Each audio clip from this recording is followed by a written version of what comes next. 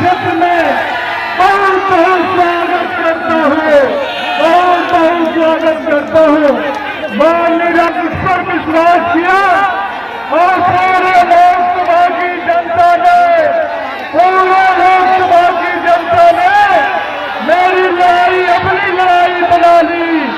गाँव-गाँव 10 साल वाले सांसद का खजाना हो रहा है और 5 साल वाले सांसद को माला मिल रहा है। और यह भरोसा है कि इन नौजवान साथियों के बल पर कहना चाहता हूँ कि भारी मतों से यह सीट कर आपके झोली में डालने के लिए सलेमपुर लोकसभा का एक समर्थक हर वर्ग के लोगों ने मुझे आशीर्वाद दे दिया है। मैं आपको भरोसा देता हूँ कि यह सीट भारी मतों से जीतकर आपको बलिया की क्रांतिकारी धरती को नमन करता हूँ। वो बलिया की धरती जिसने न जाने कितने लोगों का, यहाँ की धरती ने देश की आजादी से लेकर के देश को आगे बढ़ाने में अपने प्राण न्यौछावर किए हैं।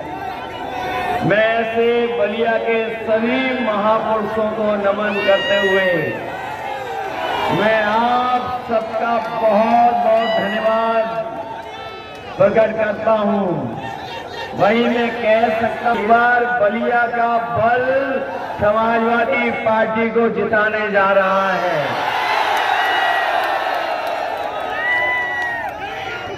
जो पश्चिम से हवा चली थी,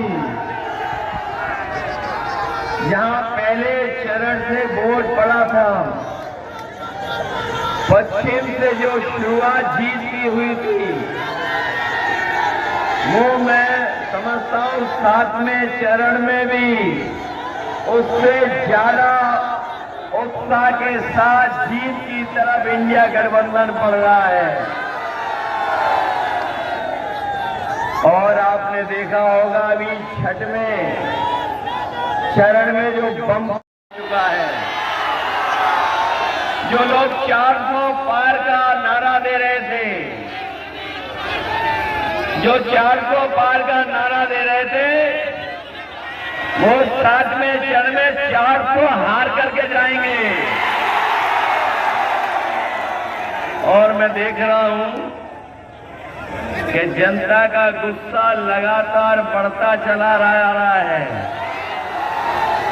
जैसे जैसे चरण बढ़ रहे हैं, गुस्सा भी जनता का बढ़ता चला जा रहा है। बलिया आते आते और जब वोट पड़ेंगे, यहाँ की जनता का जो 7वें आसमान में गुस्सा है, उसका सामना भारतीय जनता पार्टी नहीं कर पाएगी। इन लोगों ने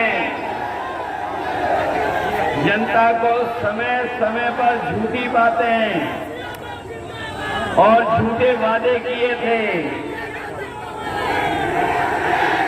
वो जो अपना हिसाब किताब लगा रहे थे 400 सीटों का, 400 पार का, वो अब 6वें चरण के बाद बिल्कुल साफ हो गया है। बीजेपी ने ठीक ही कहा था कि 543 में वो 400 पार वाली सीटें जीतने जा रहे हैं। तो 443 के बाद या 400 जो उन्होंने नारा दिया था कि 400 पार, 543 में 400 पार के मतलब हुआ कि 143 सीटें जीतने जा रहे हैं। लेकिन ये 143 नहीं जीतेंगे, 140 करोड़ देश की जनता इन्हें 140 सीटों के लिए भी तरसाने का काम करेगी, क्योंकि इन्होंने किसानों से झूठ बोला और किसानों से कहा कि आपकी आय दोगुनी हो जाएगी।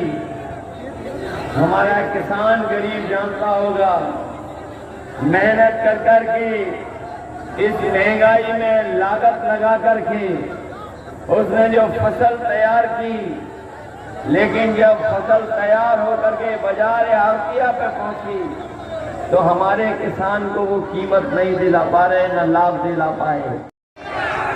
ये संविधान ही है जो हमें आपको सम्मान दिलाता है, ये संविधान है जो हमें अधिकार दिलाता है, ये संविधान है जो हमें न समय समय पर हमारा सम्मान बढ़ाने का काम करता है।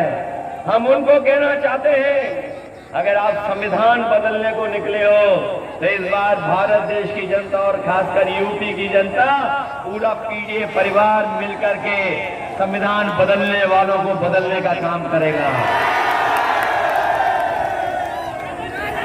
बताओ, संविधान बदलने वालों को आप लोग बदलने का काम करोगे कि नहीं करोगे? और जो लोग कहते थे कि वो डबल इंजन की सरकार है, डबल इंजन की, उन डबल इंजन वालों से पूछिए कि जब विकास देवरिया और बलिया तक पहुंचता है तो आपका इंजन क्यों हाँफने लगता है? बताओ, डबल इंजन वाली सरकार के डबल इंजन हाँफने लगे कि नहीं हाँफने लगे? और उनकी भाषा भी सुन ली होगी आपने। अभी जो दिल्ली वाले और लखनऊ वाले, उनकी भाषा बदल गई कि नहीं बदल गई? और याद रखना, जब